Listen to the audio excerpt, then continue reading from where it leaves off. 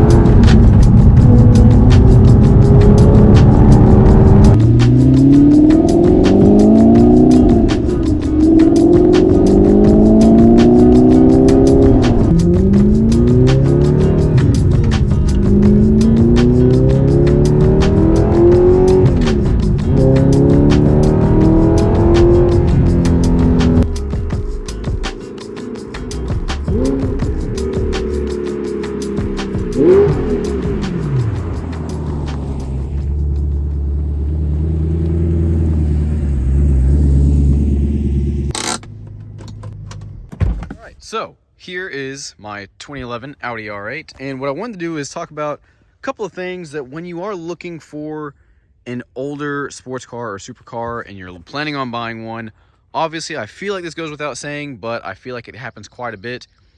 Don't just buy the crappiest one because it's the cheapest.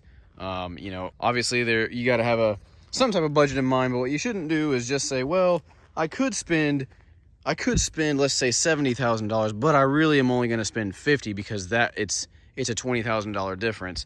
Most of the time on cars like these, when they're older sports cars and supercars, you kind of get what you pay for the most part. There is the occasional one where you just got a crazy deal on it, but 90% of the time you're going to get what you pay for. So don't buy the crappiest example and then be surprised when you have to spend a bunch of money to fix a bunch of things. If you guys haven't seen any of my previous videos on the R8, again, it's a 2011 with 25,000 miles, and technically, according to the Carfax, 2 owners. However, one of them literally only owned the car for 30 days because it was pretty apparent that he bought it at a crazy good deal and then just sold it because he could make a quick 10-15 grand. If you are looking at buying an older sports car or supercar, make sure you do your background checks. You check the Carfax. You actually go and physically see the car.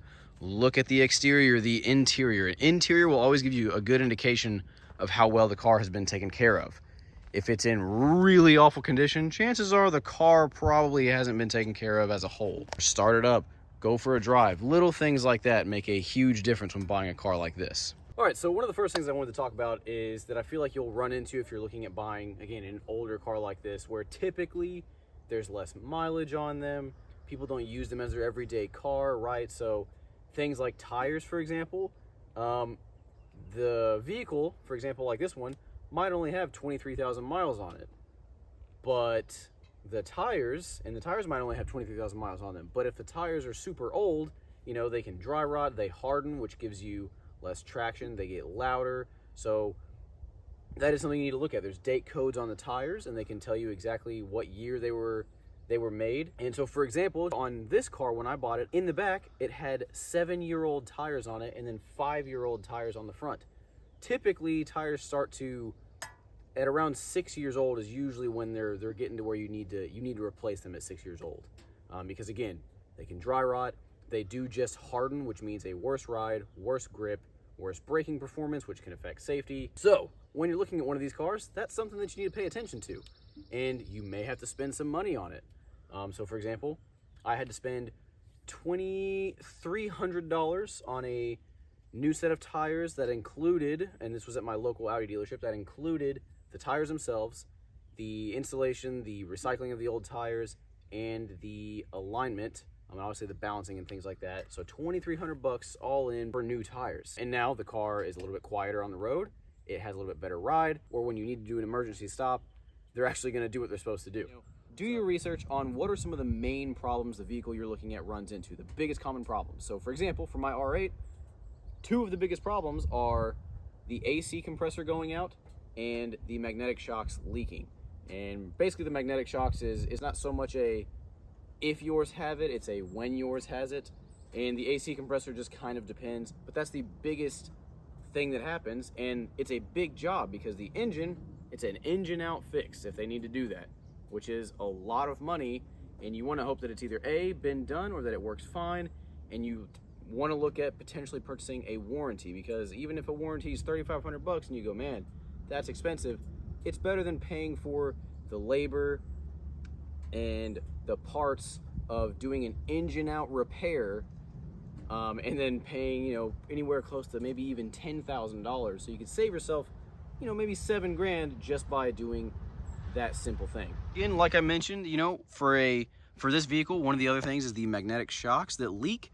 And obviously, one of the main things you want to do is how can you tell, right? So for example, for the R8, you just got to look underneath the car, obviously see if it's dripping enough to where you can see it leaking, or have the wheels removed, take a look in there, see if there's any oil from the shocks leaking on the axles, on the brakes, anything like that. That way you can have a good idea of if this car, or if the car you're looking at is going to have that problem, and just be prepared and expect it. That way when it happens, you're not shocked. Don't just go into it knowing nothing and then being shocked when the bad things that everyone has said has happened. Now luckily for me, I haven't had that issue. I did do just some kind of preventative maintenance, if you will. I took it in to get a kind of a once over and a service and then a oil change because I had no real idea of when it was done last.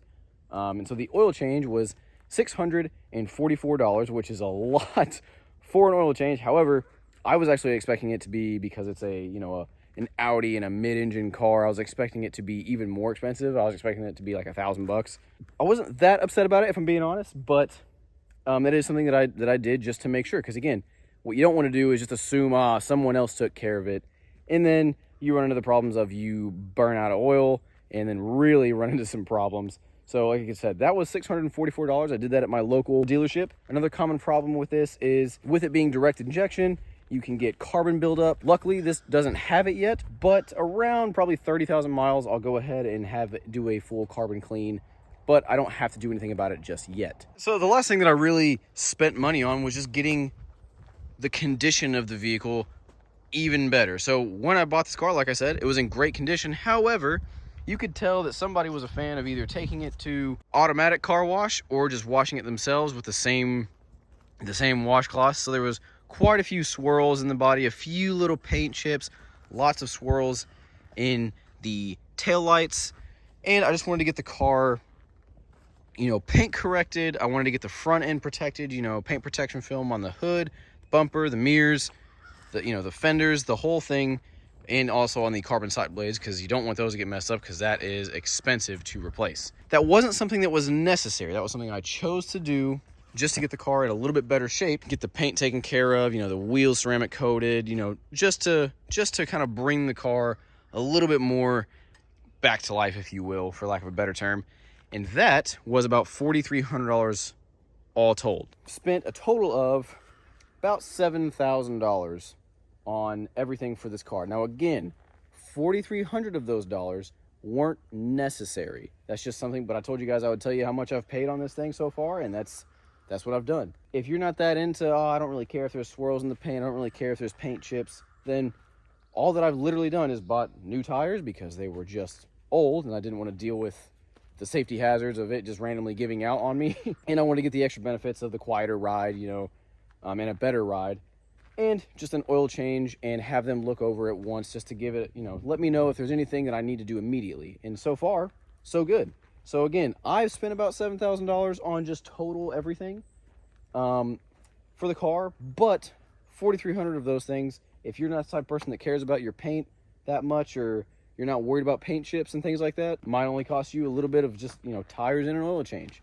But just like I said, guys, what I wanted to do is just kind of break it down for, is it super expensive to do that? Now, some of you might be thinking, holy crap, $2,300, that's a lot of money for, you know, some tires. However, when I bought because it's a special alignment that you got to do for these. And again, you got to understand the type of car that you're buying, right? If you're buying an old Camaro, you know, say a 2010 Camaro, obviously that's different. But if you're talking about, say, a, you know, Audi R8, a 997 Porsche 911, an old, like a Lamborghini Gallardo, a Ferrari 360, you got to expect that it is going to cost more, simply because people can and will charge more for it. Tires for my Jeep, for example, before installation were $1,500. So anyways, guys, hope this video was interesting for you guys. I hope you enjoyed it. I hope you maybe learned something, and maybe you're not as intimidated to go buy one of these, because it honestly has been, so far, way better than I was expecting. I was expecting to have to spend quite a bit of money on this thing.